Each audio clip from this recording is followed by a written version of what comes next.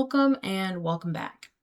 Not long ago, I made a video about Cricut machines, their function, projects, and if you really need one. Following that, I really wanted to understand the ins and outs of Cricut Design Space. And what better place to start than with what I consider one of the platform's most important concepts, layers. In today's video, I'll introduce the concept of layering and demonstrate its use in Cricut projects. I'll start by answering the questions of what is layering and why does it matter? From there, I'll briefly mention some applications of layering in general before breaking down how it works in Cricut specifically. Finally, I'll explain how to assemble your layered projects before concluding. Let's begin. Layering is the arrangement of individual elements like colors or materials to create a finished design or project. Typical arrangements involve stacking, though full overlap of each element isn't required.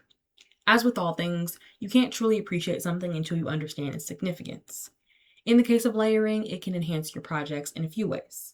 For one, it allows creators to build detailed designs from multiple simpler elements. Rather than needing to bake complex structures or designs into one piece all at once, you're free to start simple and work up to the finished design one layer at a time. Layering can also provide visual interest. Adding multiple elements can create focal points, contrast, and variety, which are all things that draw the viewer's attention by giving them more to look at within a given space. Then there's the flexibility that it offers. By using a layer approach to build your design, you're able to add or remove parts and pieces to achieve your vision. For example, if the color of one layer is too bold, you can change that layer without worrying about the other ones being affected. And lastly, using layers helps add dimension by naturally breaking up a given space.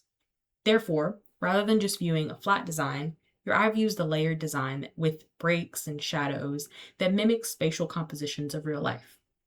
I also want to emphasize that all these things don't just apply to layered projects in Cricut specifically. Across multiple crafts, layering helps creators build more detailed designs, maintain flexibility during the design process, and add visual or physical dimension to a project. Honestly, layering is found within far more crafts and mediums than you probably think. Painters use it to create rich scenes filled with color, depth, and texture. In the fashion world, layering can enhance an outfit through contrast, versatility, and visual interest. Collages rely heavily on layering to create compositions that balance disorder and harmony while also telling a unique story. And while it may not be as obvious, fiber arts like crochet use layering for personalization through embellishments such as appliques, patches, or surface crochet. One of the reasons layering is so widely used is that it can take many forms depending on the medium. Since this video focuses on Cricut, let's take a closer look at how layering functions within Cricut projects. Cricut layering is similar to layering in digital art platforms like Procreate. You might like an image but want to tweak the colors or remove one part of it. With layers, you have the ability to edit individual parts of a design without disrupting everything else. In Cricut Design Space, designs are often made up of multiple layers. These layers may contain different shapes, colors, text, or graphics that work together to create the finished piece. You can view and adjust them using the Layers panel on the right side of the screen, specifically when you're in the canvas area of Cricut Design Space. Now, although it would be cool, layers don't just magically exist. They're created or added through what design elements you choose to include. And because there are multiple kinds of elements you can use to make designs, there are of course multiple ways to get layers. The first and easiest way is to use Cricut tools and graphics. You can stack and arrange things like text, shapes, and graphics, all found within Design Space. I will note that there are a lot of free options that using Cricut Design Space has, but there are a lot more that you can get at a cost. To use these more premium ones, you'll either have to pay the one-time cost for the specific elements you want to use, or have a Cricut Access subscription. Don't worry though, because if you don't want to do that, you can look elsewhere for SVG graphics that you can then upload and use in your own designs. And if those other options just don't suit you, you can also upload a PNG or a JPG and make layers from the uploaded image. This is the hardest of the three options though, and you probably won't want to go with this unless you're really wanting to use a specific graphic that you just can't seem to find with those other options. As I was talking about your options, you may or may not have thought, what is an SVG? SVG stands for Scalable Vector Graphics. It's a file type that houses information and formulas for things like points, lines, and curves instead of pixels as with other types. SVG files can be scaled and adjusted without making the image blurry or diminish in quality, which is why they're preferred and used by things like Cricut machines. Though they're beneficial, they do have their shortcomings. For example, SVG files often consist of simpler line work and colors, as opposed to other image types like PNGs. Another reason that they're preferred is that when you upload them, they have information for each layer of an image or graphic. This has to do with the fact that a PNG sees an image as a group of pixels, while an SVG sees a graphic as a stack of individual coded elements. For non-SVG files, you do have to go through a process. To start, you'll need to choose an image that has clearly defined colors. That means no complex images with realistic elements and in-depth shading. For those kinds of images, print and cut will be more suitable. You should make note of how many different colors make up this image. You'll upload the image once and remove all the other colors except the first one. Then you're going to upload the image again for each remaining color until the entire image has been replicated. I will say that while I go over isolation of colors, as I talked about before, that isn't the only way that you can use to sort of separate into your image that you're uploading into different layers.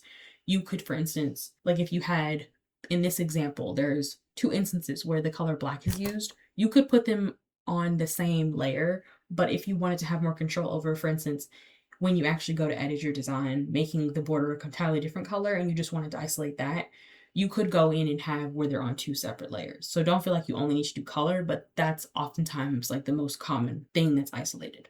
From here, you can edit and adjust each layer to your liking, similar to a Cricut image.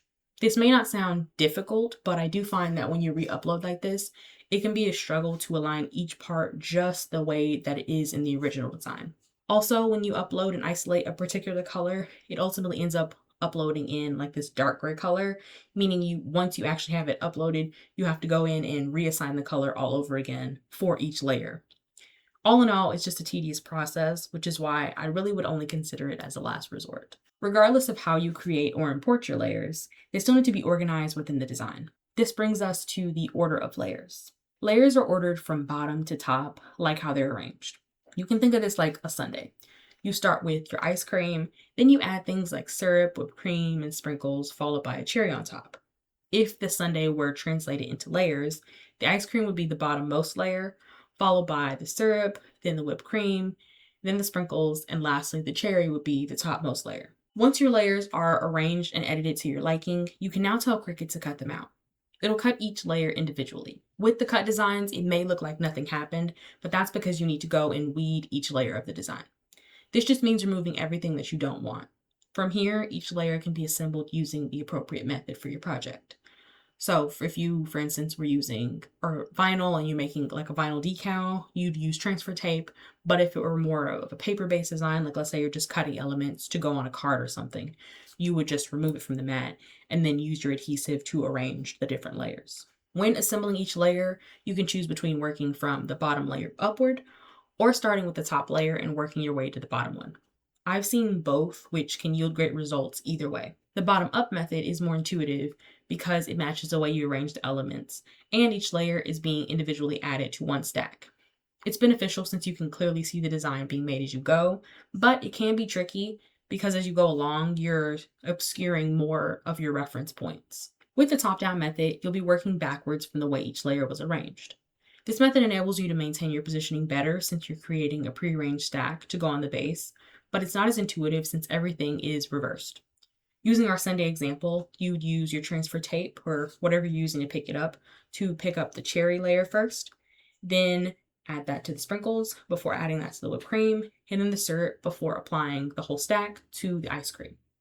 In either case, the result is the same delicious ice cream sundae, or in your case, whatever your layer design is. Layering is a simple concept, but it plays an important role in many creative disciplines. Whether you're working with paper, fabric, or digital art projects, layers allow individual elements to come together to create something more detailed and visually interesting than any one piece could on its own. By understanding how layers are organized, edited, and assembled, you'll be better equipped to design your own projects and bring your ideas to life. While this video focused on Cricut, the principles behind layering extend far beyond a single machine or medium, making it a valuable skill for any creative toolkit. Thank you so much for watching. If you enjoyed this video, then give it a like. And for videos similar to this, consider subscribing. I hope you have a wonderful day.